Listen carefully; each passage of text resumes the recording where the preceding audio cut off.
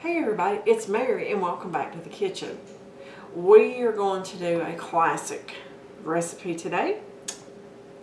Beef roast, just a simple, basic comfort food.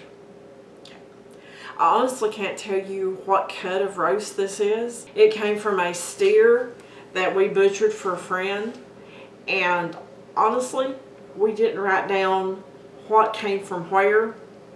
I just have this labeled as roast. So, anyway, okay, what we're going to do with this is we're going to make it just simple. We're going to make it in an electric skillet. And we're going to put salt, pepper, and flour on there. Just simple, basic seasonings. There are tons and tons of different variations and recipes that you can use for a roast, but everyone should have salt and pepper and flour in their kitchen. So we're just going to put salt, pepper. Now the amount you use, folks, is totally up to you and your taste. It really doesn't matter. Okay. I have my flour here. It doesn't matter if you use plain flour, if you use self-rising flour. We're just going to coat it. And folks, I have this sitting in a pizza pan because that's the only thing that I had that was big enough to hold all this and catch it. So I'm just going to rub it in. Just pat it in there. And I'm going to flip it over.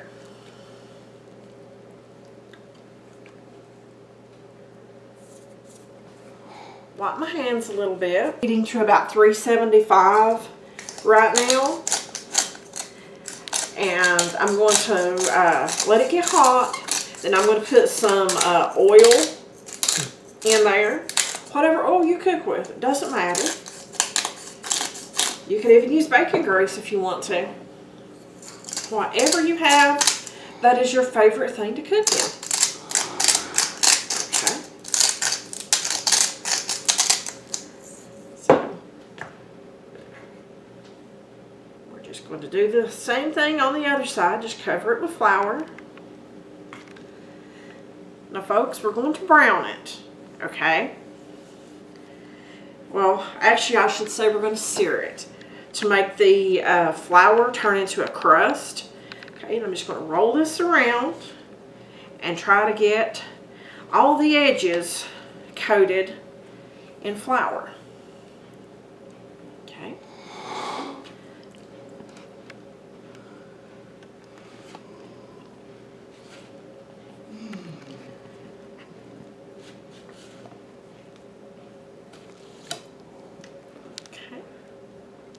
And we'll get that in the pan in just a second. Okay, folks, I have my grease really hot in there. And folks, I'm using bacon grease in there. That's what I had, so that's what I'm using. I'm just going to put this in there, and we're going to let it sear. Okay. Okay, that's going to do two things. It's going to give us a little crust on the meat. It's going to help seal the juices in there. But also, when we turn the heat down on this and add some water to it, it's going to make a gravy in there. It's going to be really, really good. So we're just going to patiently wait while that browns, and we'll bring you back in a minute. Alright, let's turn this. Okay, that one's starting to get a pretty good sear on there. We're just going to see how well we can flip this big one over.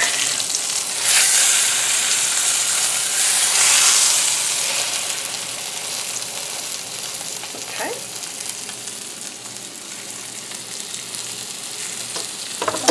I still have the heat up really high on this, and I'm going to turn it probably one more time, and then I'll bring you back and show you what I do after that. So as you can see, they have a pretty good crust on there. Okay. For me, the easiest way to make a roast is in the electric skillet.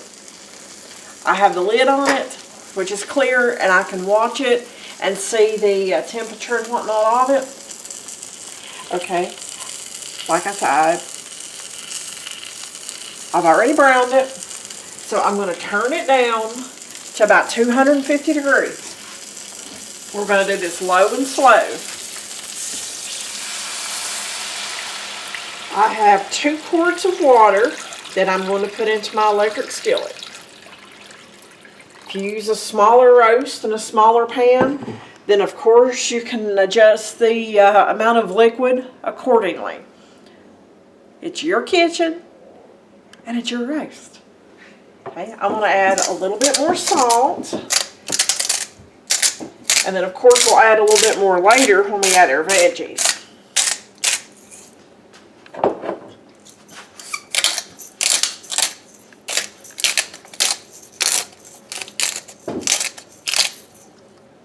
Okay, we're going to cover it.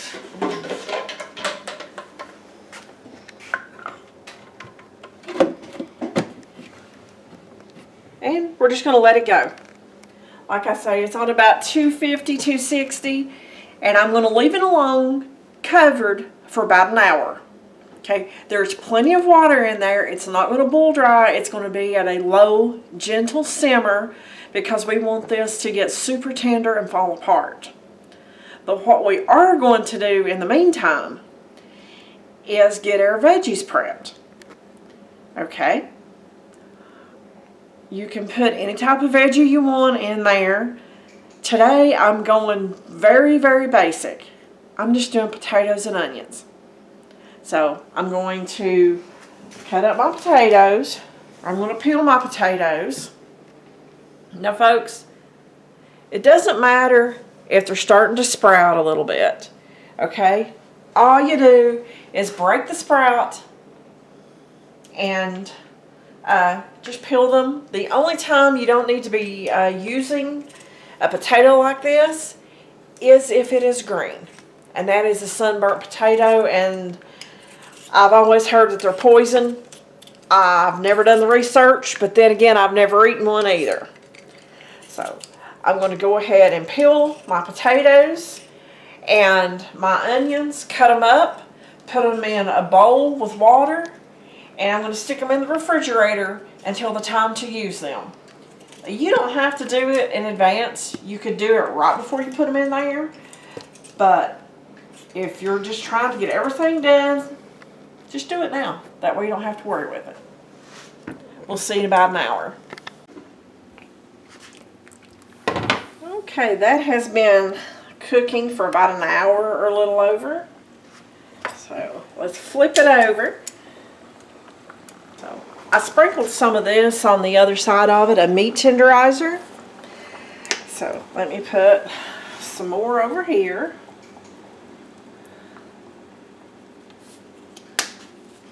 And hopefully it'll get tender.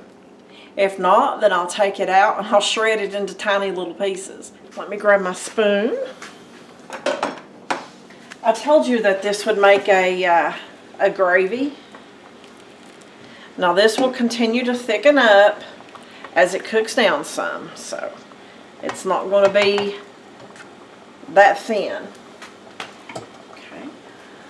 I have my potatoes and onions that I'm going to drain the water off of. Remember, we cut those up a little while ago and had them sitting in water in the refrigerator. We're just going to drain them. We're going to add them to our pot.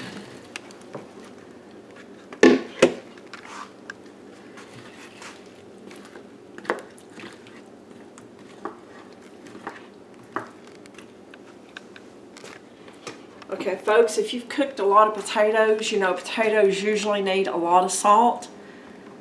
Like everything that I cook, salt and pepper to your taste.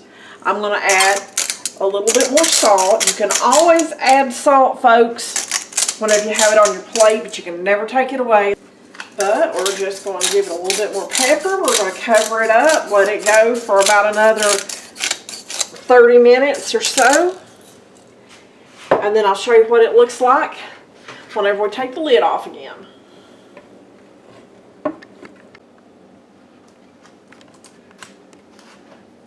Alright, that has cooked long enough for those potatoes to get nice and tender. So, grab some meat, potatoes, and onions. Okay, see, this thickened up pretty good. And if I take the lid off and let it simmer for a little while longer, the gravy is just going to reduce on down. So let's go over and give this a taste test.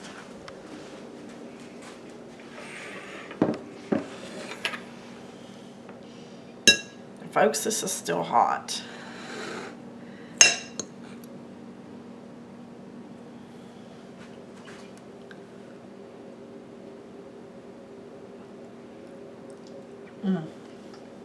That's so good. Let's just see how tender this got.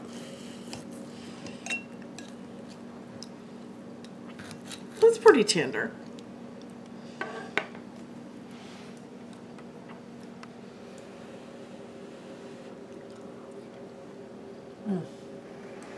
Thanks for watching, and we'll see you all in the next video.